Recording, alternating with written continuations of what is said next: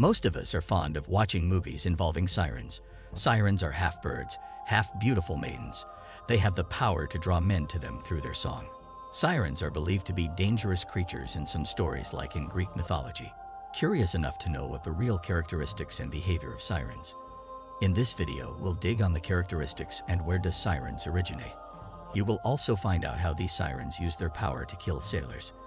A siren is a hybrid creature having the body of a bird and the head of a human in Greek mythology. Sirens have long been thought to be feminine. However, similar creatures with beards can be classified as either sirens or daemons. Sirens are dangerous creatures that reside on rocky islands and use their seductive singing to lure seafarers to their deaths. Sirens may kill in a variety of ways. Sailors are lured to visit them because of their haunting melody and attractive appearance.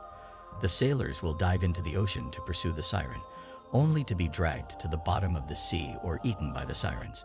Sirens were often used as a symbol for the dangerous temptation symbolized by women in Christian art of the medieval times. By the Hellenistic period, Greek images of sirens approximated the contemporary picture of mermaids as beautiful fish-tailed ladies, although the bird-like figures may still be found in art until the Byzantine period. The sirens are described as aquatic animals in a 9th century Byzantine Greek book, but as feathered beings in a 10th century Suda. The sirens of Greek mythology are also shown with a fish's tail rather than birds' legs in medieval Christian bestiaries.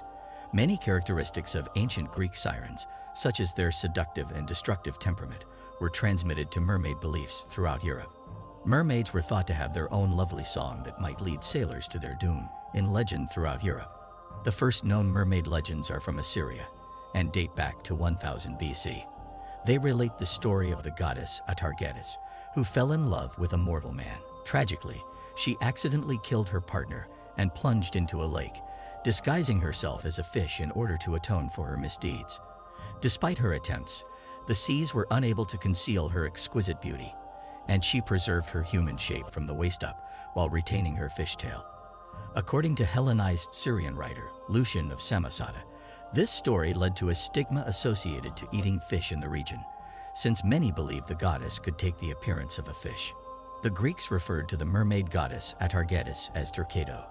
Her metamorphosis and narrative may have had an impact on subsequent Greek portrayals of sirens as fish-tailed.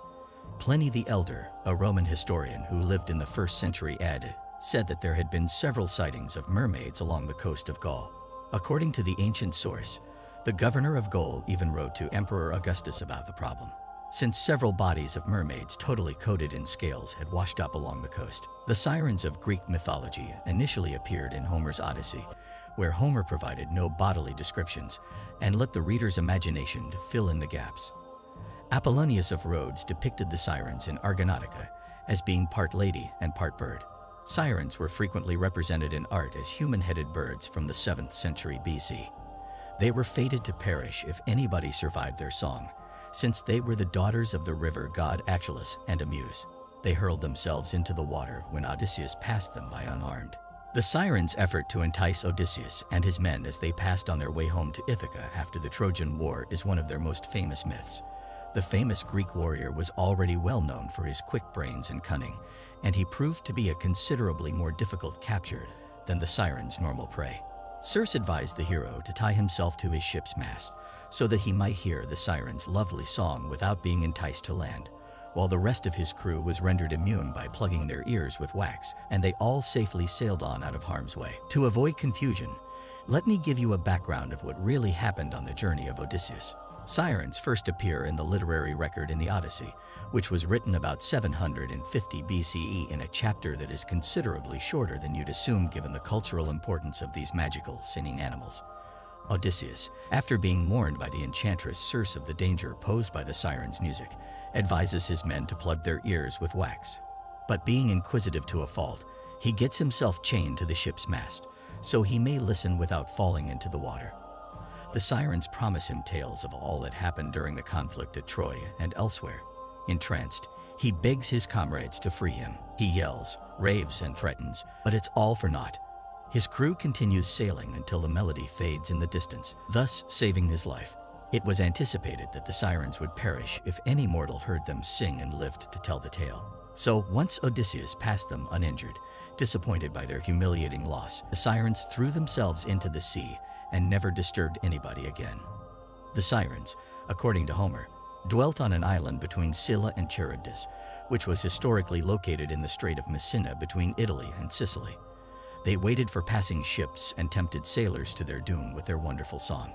Indeed, the Sirens' home island's meadows were thought to be continually piled with the decaying bodies of their unlucky victims. Homer only mentions 2 Sirens, although subsequent writers frequently depict 3. Their ancestors are variably described as Gaia, Phorcys, Achelous, and Stero, or one of the Muses. The Sirens were hybrid beings with the body of a bird and the head of a woman, as well as human arms at times. According to one legend, they were Persephone's friends who, after failing to prevent her rape, were changed into Sirens as punishment. Historically, the creature is of Eastern origin and arrived in Greece during the time of Greek art's Orientalizing. The Sirens were talented lyre musicians and had wonderful singing voices. Their musical prowess was so amazing that it was stated they could even quiet the winds. Perhaps overconfident in their abilities, the Sirens once challenged the Muses to a musical competition but were defeated. Sirens are the dark, edgy mermaid sisters. Sirens are marine animals that are thought to be wicked. They are usually shown as lovely ladies with fish tails, but they may also be terrifying, humanoid beasts with keen fangs for ripping apart humans. Sirens appear frequently in literature, mythology, art, and culture, since the human race is fascinated by tales of the terrible, fascinating animals. Many doubts have been raised about the concept of sirens. Sirens are less well known than mermaids due to their enigmatic nature. There is some knowledge about sirens that may be gleaned through stories, shows, movies, and mythology. The question here is, are sirens real? There is no evidence to support the existence of sirens. Sirens are legendary and mythical creatures. Sirens are characters from Greek mythology. There have been stories of siren-like animals, but no concrete evidence to back up these assertions.